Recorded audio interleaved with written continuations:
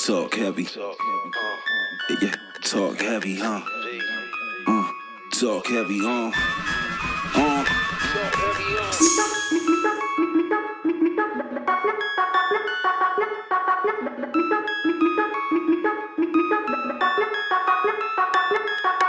Heavy going live from the field with the realness. Heavy on the scene, huh? Talk heavy, teasy. Heavy going live from the field with the realness. Heavy going live from the field with the realness.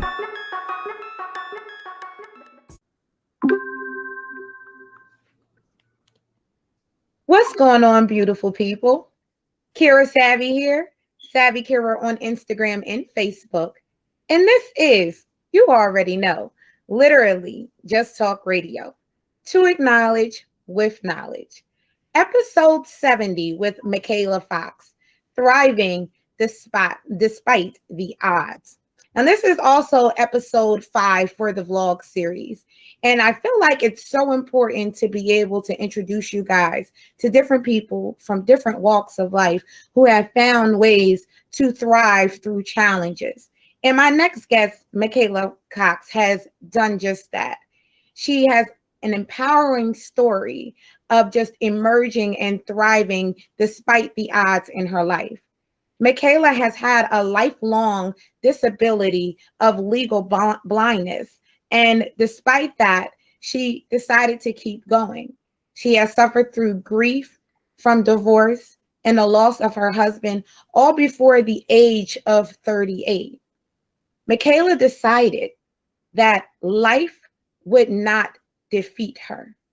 Instead, she took her challenges on and decided to turn that and her experience into a journey to help other people, guiding them as a light in their experiences. And we're going to discuss that a little later on after the introduction of Michela about her book, 38 Double D. And I'm really interested in learning about your book. Michela, welcome to the show. Thank you for having me. I'm glad to be here. Awesome. So I know you said that you started writing at an early age, but how long have you written and when did you decide to start writing? See, that's an interesting question because, it's not like I remember there being a defining moment as far as when I started writing. I just always have. I was a kid, so I don't remember much before that, our memories, but I guess I always felt like, because people have asked me this before, and this is what I've often thought was the answer, is that I guess I felt like I had something to say and I had a voice and I wanted to share it, and it was important, and I figured through my words was the best way to do it. Now, I did write my first piece in second grade. I did my first poem in fourth grade. Obviously, it's not what I write today. Our writing and we as people evolve over the years, we hope. Please, dear Lord, let us evolve over the years. I do remember in high school my eyes being open up to how I could use my gift to help people. And so that's when I really started trying to see what I could do with it and think through what I wanted to do with it. That I do remember more definitively, if that makes any sense. No, it does. It makes perfect sense. And I know that probably came from like your inspiration. So what really inspires you to write, especially with dealing with your legal blindness? Well, I feel like it's like anything when you have if we're gifted with certain things or talents or, abilities that we're supposed to use them and we're given them for a reason. And I've always written, it's what I do, it's who I am, I'm doing it all the time. If I'm not writing, I'm thinking about it, I'm obsessing about it. It's just me. I think that's true of whatever your gift is. If you're an artist, then you're infused with it. It's just, I don't know, it's just part of me.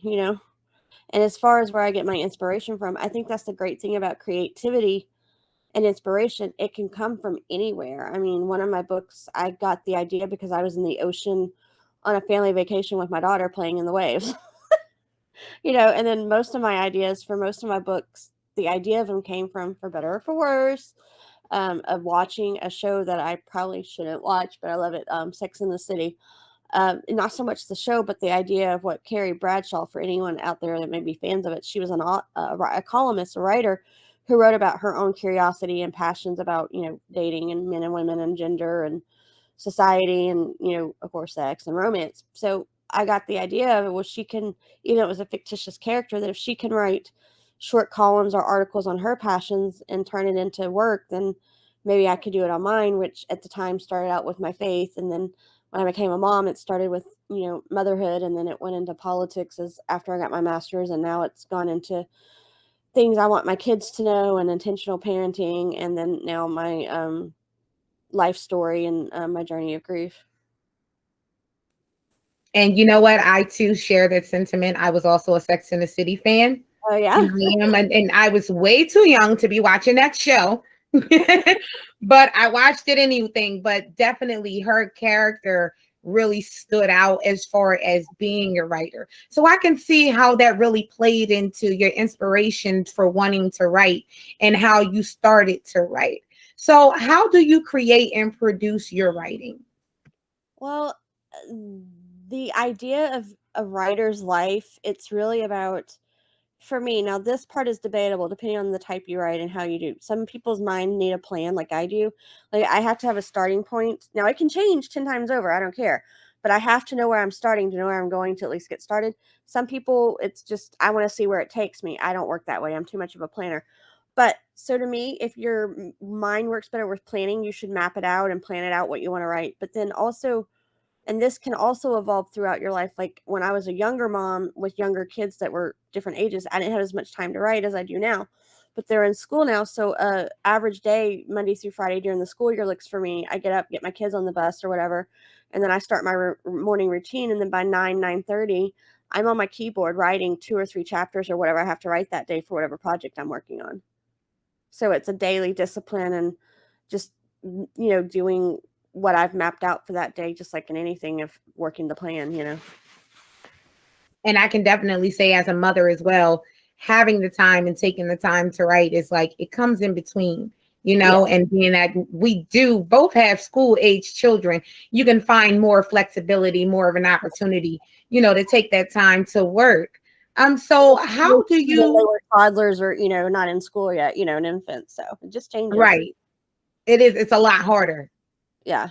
Different phases of life brings different opportunities. So if someone who out there wants to write, the trick is not doing it maybe as I do it, but finding your own rhythm that works for where you're at in life, as long as you're dedicating some time to it on a regular basis, whether that's twice a week or 30 minutes a week. I don't care. You just have to make the time if that's what you want to do. Definitely. So where would you say you get your ideas from for writing?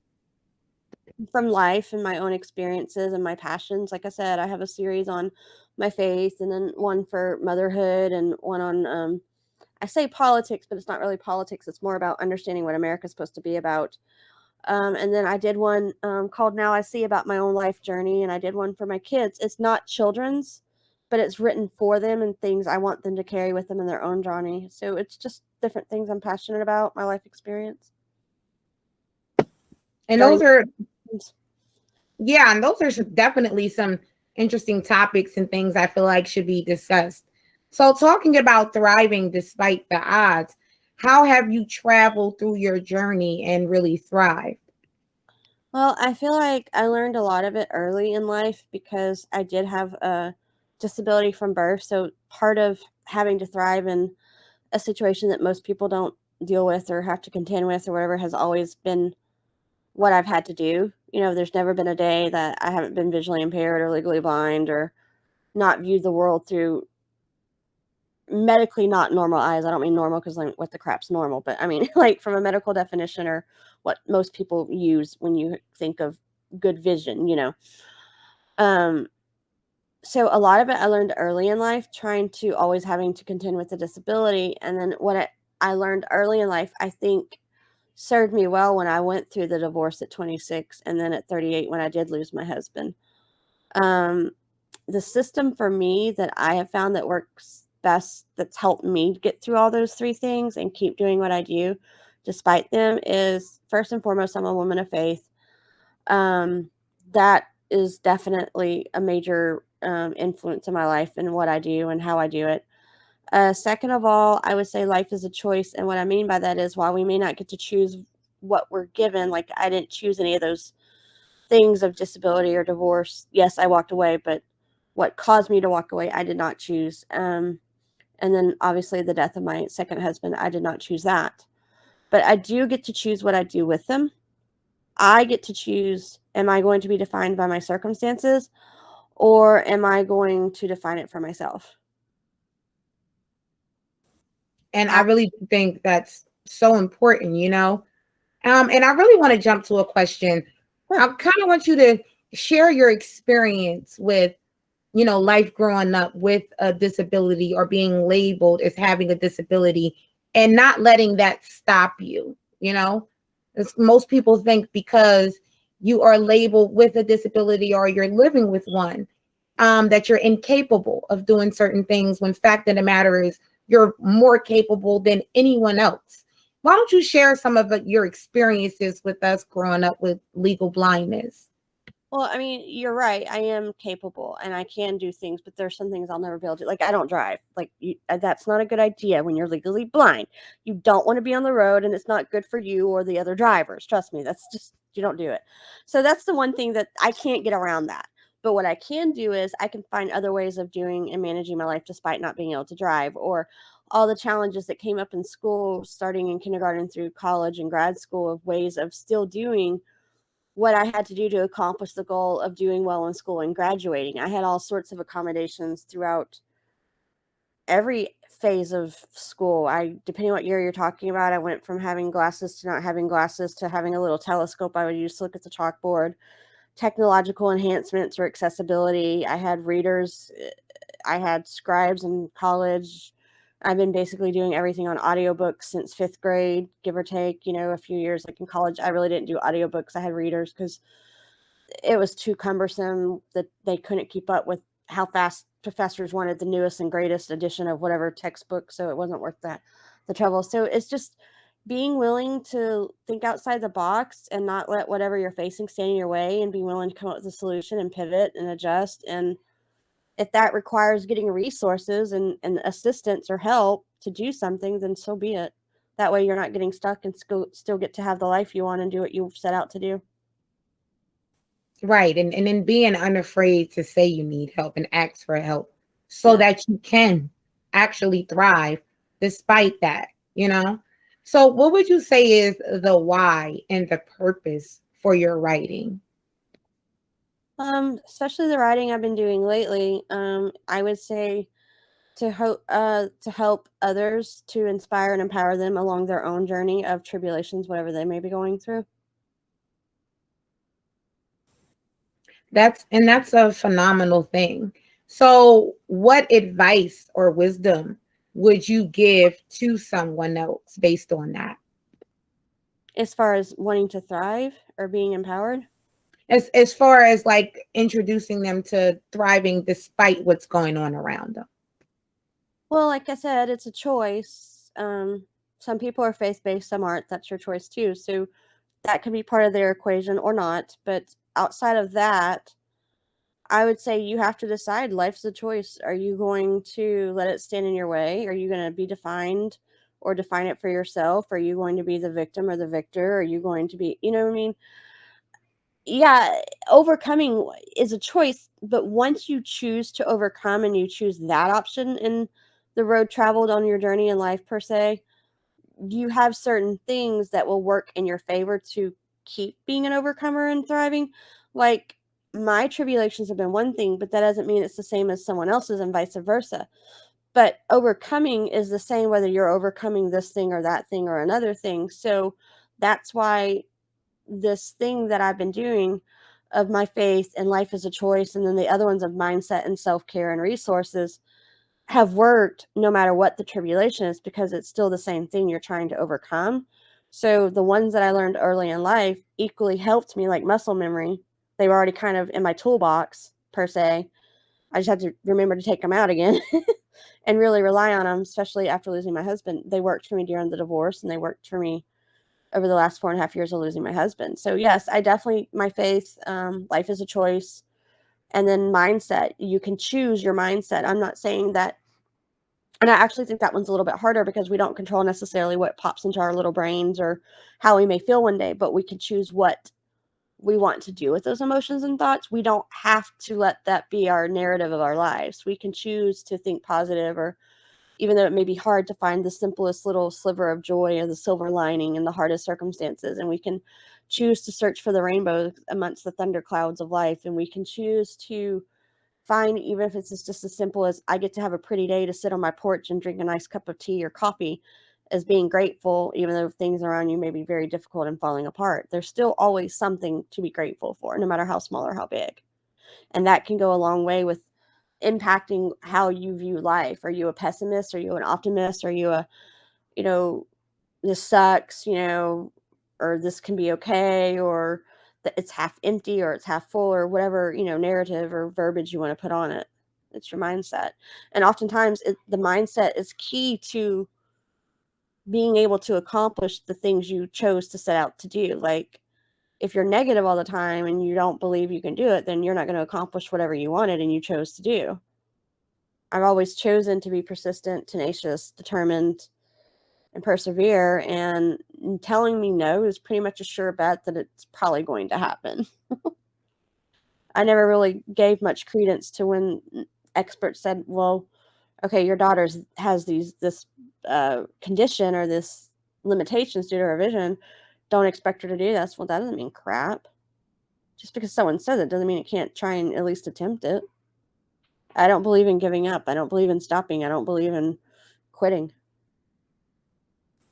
Right. And you know what? I think the most important thing you highlighted is it really does come back, to our state of mind.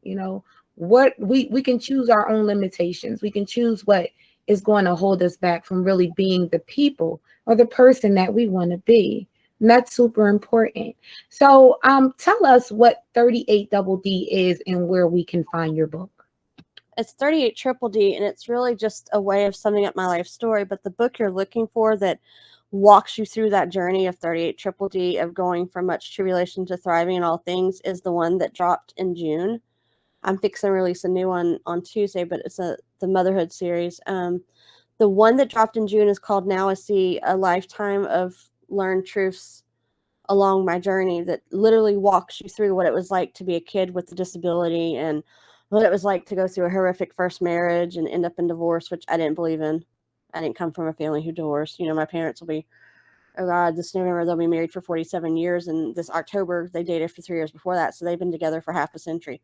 Wow, that's weird to think about. But so I didn't believe in divorce, but yet I found myself in life in a place of being divorced. And then I was blessed and fortunate in 05, after getting divorced, to meet chapter 2, and he was the love of my life. And then we didn't get to live the life we wanted to either, because I lost him in 2017. And at the time I was 38 going on 39. And no, I was 38 going on, 2017, excuse me, I did my math wrong. I was 38 going on 39. I'm not good at math. I'm a liberal arts girl. Sorry. And I was found myself in a blink of an eye, a widow and a solo mom of 2 kids who were 6 and 3 at the time, not the youngest, but not the oldest either, to have a pretty hard hit in their lives. And I was still disabled. So it's not what I expected. It's not what I wanted, So Absolutely. But you know what? You still decided, no matter what, I'm going to keep going. I'm going to make the best of this and continue to thrive no matter the situation. And that is also, again, important. So can you tell us where we can find 38 Triple D? yes, all of my books are on Amazon, and then I have a website called myheartfeltmeditations.com. Awesome. I'll make sure you guys get the link to that. Michela, thank you so much for joining us. It has been an absolute pleasure speaking with you. And I look forward to speaking to you again. Yes, thank you for having me. I hope this provides good insight and maybe with nuggets of wisdom and truth. And I would love to stay connected as well. Absolutely. All right, guys, that's our show for today. Till next time, peace.